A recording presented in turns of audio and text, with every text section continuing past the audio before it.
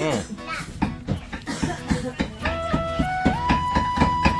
गिफ्टहरू चाहिँ धेरै आइरहेको छ। ल नमस्कार, यहाँ आज माता तीर्थ औँसी मेरो श्रीमतीलाई धेरै धेरै शुभकामना र यहाँ चाहिँ उसलाई सम्मान गर्ने काम भइरहेछ छोराछोरी बुहारी छोराहरूले र यो चाहिँ घरको कार्यक्रम हो। यो कार्यक्रममा पनि म अब ट्याक्क ह्याप्पी बर्थडे गर्छु। अन्डाको सकुन खानुहोस् त, अन्डा खानुहोस् त। अरे हामीले चाहिँ बर्थडे चाहिँ यसरी अन्डा खाएर र यो चाहिँ बिहानै हामीले आज जेसाको बर्थडे पनि परेकोले यसको पनि सँगसँगै आमा र नातिनी र अझै दुईजनाको एउटा कार्यक्रम गरिरहेछ र यहाँ छोरी आछ, छोरीले पनि आफ्नो कार्यक्रम गर्दैछ र मम्मीलाई यसरी आज माता तीर्थको दिन टिका लगाएर उहाँहरूको सम्मान गरिरहेको अवस्था छ र मित्रहरू र जेस हजुर पहिला नानीलाई ल ह्याप्पी बर्थडे ल मेरो नातिलाई जन्मदिनको धेरै धेरै धेरै शुभकामना, धेरै पढ्नु, ठुलो मान्छे हुनु ल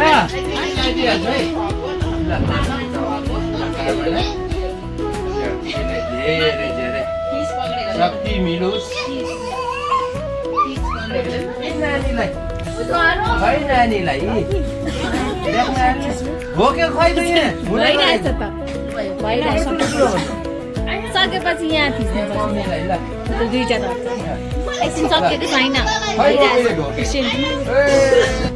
एउटाले ऊ खाँदैछ, ठुलो नातिनी हो यो चाहिँ ठुलो नातिनी आज जाँदैछ यो स्कुलको लागि र यहाँ अर्को सानो नातिनी बर्थडे गर्ल आज अन्डा खाँदै आउँदा यसको कम्ती पैसा भएको छैन आज त।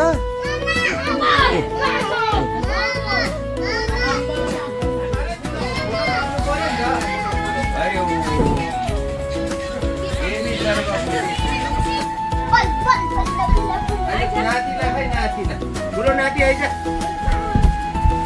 ठुलो नातिलाई उता फर्किन्छ फोटो आउनु मेरो नातिलाई धेरै धेरै विद्या होस्, धेरै ठुलो बिजनेसम्यान हुनु, व्यापारी हुनु ल मेरो छोराले ल नातिलाई ल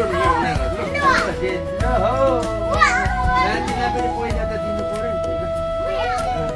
ठुलो खै यहाँ ढोकेको हुना गऱ्यो यहाँ मम्मीलाई छोरीलाई पनि टिका लगाइदिएको छ र यसरी आज माता तीर्थ औँसीको कार्यक्रम हामीले सम्पन्न गर्दैछौँ। यहाँ त फेरि जेठी बुहारीले टिका लगाइदिने गरेको माता तीर्थको दिनको है यो सन्ध्यालाई पनि बल्ल भाग्यमा ल यही कार्यक्रमसँगै यहाँसँग बिदा माग्ने बेला पनि भइसक्यो र मित्रहरू अर्को ठाउँमा फेरि यस्तै भ्लगहरू लिएर आउनेछु। तबसम्मको लागि बिदा दिनु होला। हस् त, नमस्कार।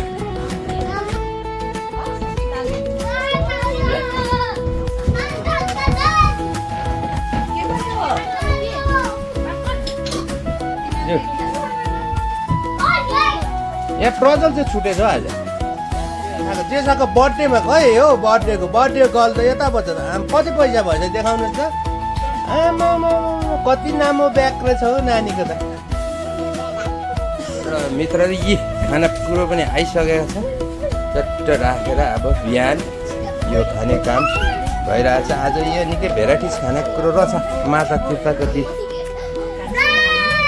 ल खाना रहेछ एकदम माछा खाना रहेछ है आज माता तीर्थको दिन।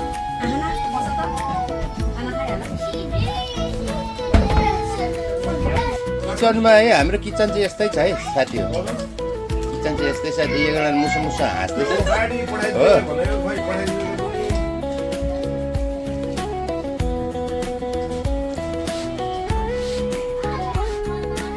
ल माता तीर्थको दिन खाना खाँदै गरेको अवस्था।